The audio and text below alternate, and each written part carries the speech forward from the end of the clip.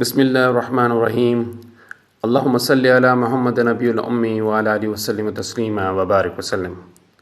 ناظرین و سامعین، آج آپ جو ہے یہ قسط نمبر 23 سماعت فرما رہے ہیں سیرت النبی سلسلے کی، اور جہاں تک پچھلی قسط کا اختتام ہوا تھا وہ عبداللہ بن مسعود رضی اللہ تعالیٰ نے جو قریش کے سامنے کعبے کی طرف مقام ابراہیم علیہ السلام کے پاس کھڑے ہو کر جو سورہ رحمان کی تلاوت فرمائی تھی، اور پھر اس کے بعد جو قریش کے لوگوں نے ان کے اوپر تھپڑ برسائے تھے، وہ جو ہار جو ان کے منہ پہ نظر آئی تھی قریش کے، وہ حضرت عبداللہ بن مسعود رضی اللہ تعالیٰ نے واپسی میں اپنے ساتھیوں کے ساتھ بیان فرمایا، اور دوبارہ واپس جانے کو جو ہے نا انہوں نے ارادہ کیا، جو ان کے ساتھیوں نے انہیں منع کر دیا۔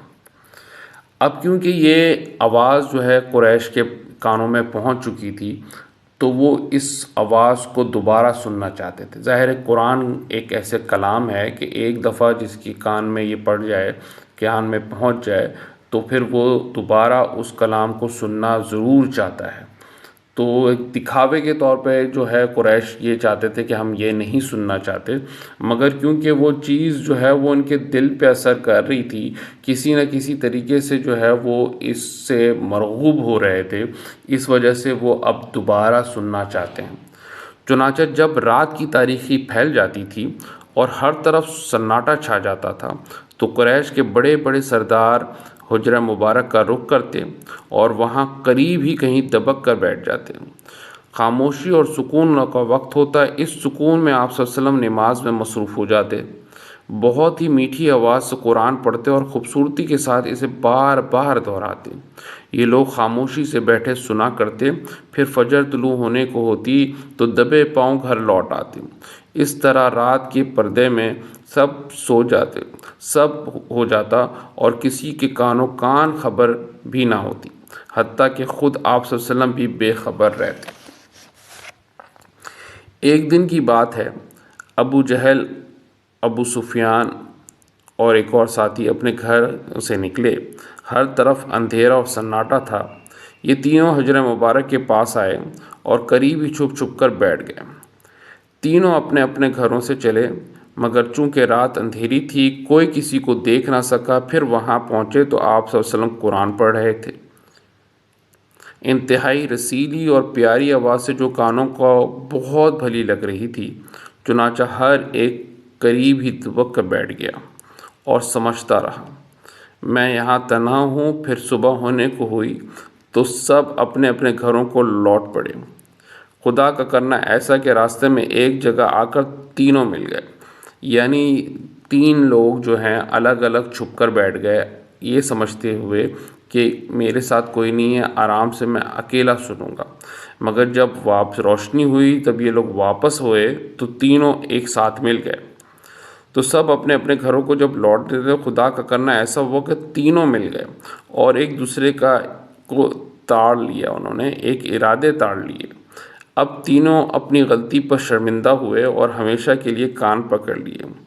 ہر ایک نے کہا، اگر کسی نے دیکھ لیا تو پھر بڑا غضب ہو جائے گا، ہمارا سارا کھیل بگڑ جائے گا اور محمد صلی اللہ علیہ وسلم کے لیے میدان صاف ہو جائے گا۔ مگر دوسری رات آئی تو ابو جہل پھر حجر مبارک کے پاس جا کر دبک گیا اور قرآن سننے لگا۔ وہ سوچ رہا تھا کہ آج تو وہ دونوں آئیں گے ہی نہیں۔ کچھ دیر بعد ابو سفیان بھی آ پہنچا اور وہ بھی قریبی دبک بیٹھ گیا۔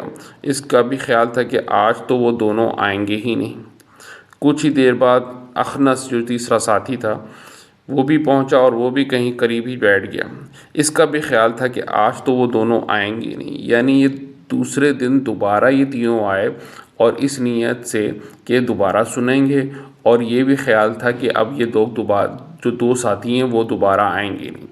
یعنی قرآن کی حلاوت، قرآن کا جو مزاج ہے، جو قرآن کی جو الفاظ ہیں، وہ ان کے دلوں میں جو ہے وہ اثر کر رہے تھے، مگر جو ہے ان کا جو دل ہے اتنا سخت تھا، اتنا جو ہے وہ اپنی انا پرستی میں تھا کہ وہ اسے جھٹک رہا تھا بار بار۔ تو مگر کیونکہ حلاوت تھی، اس وجہ سے اس قرآن کو سننے کے لیے یہ لوگ چھپ چھپ کر دوبارہ آتے تھے۔ پھر صبح ہونے کو ہوئی تو تینوں لوٹ پڑے، مگر اتفاق سے آج بھی سب مٹبھیڑ ہو گئی۔ چنانچہ وہ سب پھر شرمندہ ہوئے اور آئندہ کے لیے توبہ کی۔ اب آئی تیسری رات آئی تو پھر ابو جہل نے حجرہ مبارک کا رخ کیا۔ اس نے سوچا کہ دونوں دوبارہ آئیں اور ہر بار پکڑے گئے، بھلا اب پھر کیا غلطی کر سکتے ہیں۔ اس طرح ہر ایک نے یہی سوچا اور پھر جا پہنچا، اور راستے میں آج پھر دوبارہ جو ایک دوسرے کا سامنا ہو گیا، پھر شرمندگی ہوئی اور پھر ان میں نہایت و پیمان ہوا۔ ہر ایک نے پھر قسمیں کھائیں کہ اب نہیں آئیں گے۔ اس کے بعد صبح ہوئی تو اخنس ابو سفیان کے پاس گیا اور بولا، ابو حنظلہ، محمد صلی اللہ علیہ وسلم کا کلام تم نے سن لیا، اب بولو اس کے بارے میں کیا خیال ہے۔ ابو سفیان نے کہا، قسم ہے ابو العلبہ، کچھ تو ایسا چیز ہے اس کے اندر جن کا مطلب سمجھ میں آتا ہے، پتہ چلتا ہے کہ ان سے کیا مراد ہے، لیکن کچھ ایسی باتیں ہیں جن کا مدعا ہی نہیں کہہ سکتا، پتہ ہی نہیں چل سکتا وہ کیا ہے، سمجھ ہی میں نہیں آتا کہ ان سے کیا مراد ہے۔ اخنس بولا، خدا کی قسم اپنا بھی یہی حال ہے۔ پھر وہ ابو جہل کے پاس آیا اور اس سے بھی یہی سوال کیا۔ ابو جہل نے کہا، کچھ سنا تم نے؟ ہم اور عبد المناف ہمیشہ نیک نامی میں برابر رہے، کوئی بھی ایسا کام نہیں جو انہوں نے کیا اور ہم نے چھوڑ دیا، ہر موقع پر ہم نے دوش و بدوش رہے اور ہر میدان میں ان کے حریف رہے، یوں سمجھ لو ہم دونوں مقابلے کے دو گھوڑے تھے۔ اب آج وہ کہتے ہیں کہ ہمارے اندر ایک نبی ہے اور اس کے پاس وحی آتی ہے، بتاؤ اب اس چیز میں ہم ان کو کہاں پا سکتے ہیں؟ خدا کی قسم ہم تو قیامت تک ایمان نہیں لائیں گے، اس کی بات بھی نہیں مانیں گے۔ اللہ، یہ کیسا کینہ پرست آدمی تھا اور ایسا حاسد آدمی تھا۔ وہ جانتے تھے کہ محمد صلی اللہ علیہ وسلم حق پر ہیں اور آپ صلی اللہ علیہ وسلم کی باتیں بالکل سچ ہیں۔ انہیں یقین تھا کہ آپ صلی اللہ علیہ وسلم سچ مچ اللہ کے رسول ہیں، آسمانی بادشاہ کی طرف سے آپ صلی اللہ علیہ وسلم پر وحی آتی ہے، لیکن دشمنی میں وہ اندھے ہو گئے اور حسد کی آگ میں جل رہے تھے۔ ادھر شیطان بھی ان کو خوب پیٹ ٹھوک رہا تھا۔ وہ چاہتے تھے کہ جو کچھ محمد صلی اللہ علیہ وسلم کو ملا ہے ہم کو بھی مل جائے، اور جو کچھ محمد صلی اللہ علیہ وسلم پاتا ہے ہم پر بھی آنے لگے، تاکہ شرف نبوت میں ہم اعلی مطلب سے پیچھے نہ رہیں۔ آج کی جو ہے یہ قسط میں ادھر ہی ختم کرتا ہوں، اور انشاءاللہ تعالیٰ اگلی قسط جو ہے وہ میں کنٹینیو کروں گا۔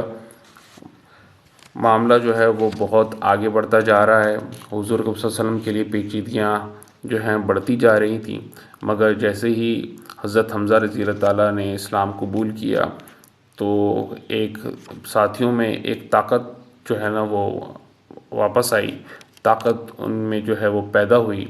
اب جو ہے آگے مرحلے میں ہم دیکھتے ہیں کہ جو ہے حضور صلی اللہ علیہ وسلم کے معاملات آگے پریشان کن ہوتے ہیں یا ان کے لیے آسانی پیدا ہوتی ہے، اور ان کے ساتھیوں کے لیے کس ٹائپ کا جو ہے کس طرح کے معاملے جو ہیں وہ آگے بڑھتے ہیں۔ تب تک کے لیے اجازت دیجیے۔ السلام علیکم ورحمۃ اللہ وبرکاتہ۔ Subscribe now and press the bell icon. Never miss an update.